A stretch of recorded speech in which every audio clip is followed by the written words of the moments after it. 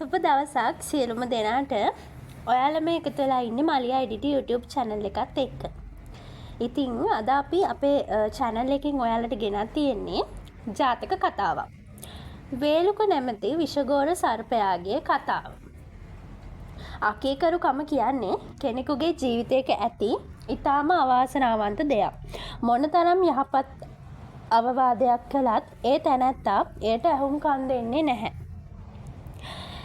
තමන් හිතන දේ විතරක්ම කරනවා. එබඳු අකීකරු කෙනෙකු ගැනයි මේ කතාවෙන් කියවෙන්නේ.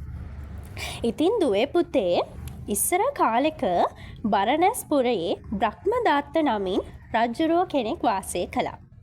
මහා බෝධිසත්වයෝ කුසී රටේම මහා ධනවත් පවුලක ඉපදුණා. වියපත් වුණාට පස්සේ කාමයන්ගේ දොස් පෙනෙන්නට පටන් ගත්තා. මේ නිසා ගිහි ගෙදර අත්හැරියා. හිමාලයට ගිහින් ඍෂිවරයෙක් වුණා. ධ්‍යාන අභිඥා උපදවා ගත්තා. කලක් ගත වෙද්දී මේ බෝසත් ඍෂිවරයා ළඟ 500ක් පමණ තවුස් පිරිසක් ඇති වුණා. දවසක් එක්තරා විෂගෝර සර්පයෙක් බඩගාගෙන යද්දී එක් තාපසයෙකුගේ කුටියට ආවා. තාපසයා සිතුවේ මේ ආවේ තමන්ගේ සංසාරගත පුත්‍රයෙක් කියලා. ඌව උණුපුරකක දමා ගත්තා. ඌව ඇති දැඩි කළා. ඒ සර්පයාත් උණුපුරුකේම නින්දට පුරුදු වුණා. ඒ නිසා අනිත් තවුසන් මේ සර්පයාට වේලුක කියලා නම තිබ්බා. පුත්‍ර ස්නේහයෙන් මේ සතාව ඇති කරන නිසා වේලුක පියා කියලා තාපසයාට නම වැටුණා.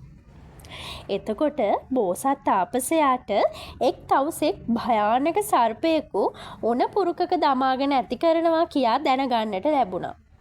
ඔහුව කැදවාගෙන ඒ ගැන විමසුවා. හැබැයිද තාපසය, ඔබ භයානක සර්පයෙකු උණපුරුකක දමා ඇති කරනවා කියන්නේ? එසේ ආචාර්යපාදතුමනි. තාපසය, ඔය සර්පයන්ව කවදාවත් විශ්වාසයට ගන්නට එපා. මහා විපතක් වෙන්න පුළුවනි.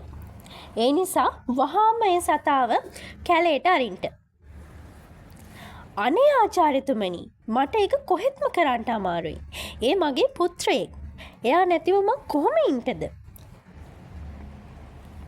තාපසය, ඔය සර්පයා නිසා ඔබට නිකුණුනේ මැරෙන්න සිදුවේ. නුවණින් කල්පනා කර කටයුතු කරන්නට කියලා අවවාද කළා. නමුත් ඒ තවුසා තම ගුරුදේව තවුසාගේ අවවාදය ගණන් ගත්තේ නැහැ. සර්පයාව දිගටම පෝෂණය කළා. කීප දිනකට පස්සේ සියලු තාපසවරු පලාගෙඩි ආදිය නෙලන්ට ඈත ප්‍රදේශයට පිටත් වුණා. වේලුක පියත් තම සර්පයාව උණුපුරුකේ නිදි කරවා පැත්තකින් තැන්පත් කර අර තාපසයින් සමග පිටත් වුණා. ඒ ප්‍රදේශයේ බොහෝ පලාපල තිබූ නිසා එහි දවස් 2-3ක් නැවතුණා. වේලුක පියාත් වේලුකයාට කෑම ටිකක් දෙන්න ඕනෑ කියලා එන්ට මාගේ පුත්‍රය දැන් දවස් 2-3කින් කෑමක් දෙන්න බැරි වුණා නොවේ. කෝ එන්ට කියලා උණුපුරුකට අත දැම්මා.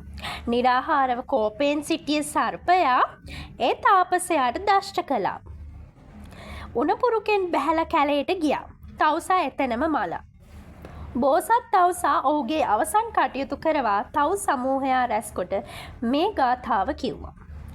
යමෙක් යහපත පතා කෙනෙකුට කරයි නම් අවවාද දයාවෙන් නමුත් එය ඔහු නොම අසයි නම් වේලුකයාගේ පියා ලෙසින් ඔහු එයින් වෙනසෙන්නේ කියලා අනිත් තවුසන්ට සිහියේ පැද්දුවා. බෝසත් තවුසා මරණින් මතු බඹලොව ඉපදුණා.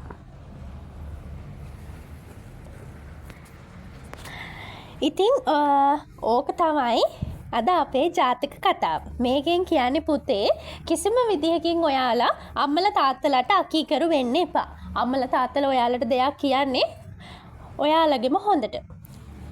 ඉතින් මේ අද කතාව කොහොමද? ඒ කතාව ඔයාලා මීට කලින් අහලා තියෙනවද? අහලා නැත්නම් ඔන්න අද ඉතින් අපි අපේ YouTube channel එකෙන් ඔයාලට ඒ කතාව ගෙනාවා. ඉතින් බුදුරජාණන් වහන්සේ දේශනා කරලා තියෙන දෙයක් කවදාවත් වරදින්නේ නැහැ. ඒක නිසා ඔයාලා හැමෝම හොඳ දරුවෝ වගේ හැමෝටම කීකරු වෙලා ජීවත් වෙන්න. ඔයාලා මේ වගේ වීඩියෝ තව බලන්න කැමතිනම් අපේ මලිය එඩිට YouTube channel එක subscribe කරලා bell icon එකත් all දාලා තියාගන්න කියලා මතක් කරනවා.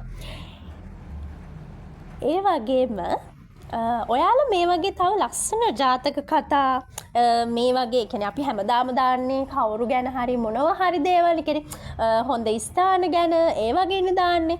මේ වගේ ජාතක කතාවක් අපේ YouTube channel එකෙන් මගේ කටහඬින් අහන්න කැමතිනම් ඔයාලා comment section එකේ comment එකක් තියන්න. ඉතින් ඔයාලට අපි දිගටම මේ වගේ කතා ගේන්න බලාපොරොත්තු වෙනවා ඔයාලගේ ප්‍රේක්ෂක ප්‍රතිචාරات එක්ක. ඉතින් අපි මේ වගේ කතාවක් කියන්න මමත් ආසාවෙන් ඉන්න ඔයාල වෙනුවෙන්. එහෙනම් අපි අදට මේ වීඩියෝ එක නවත්තනවා. ඔයාලට සුබ දවසක්. ඒ වගේම හොඳට මතක තියාගන්න ඕනි අම්මලා තාත්තලා කියන දේ අහගෙන හොඳට හොඳින් ධාර්මිකව ජීවත් වෙන්න ඕනි.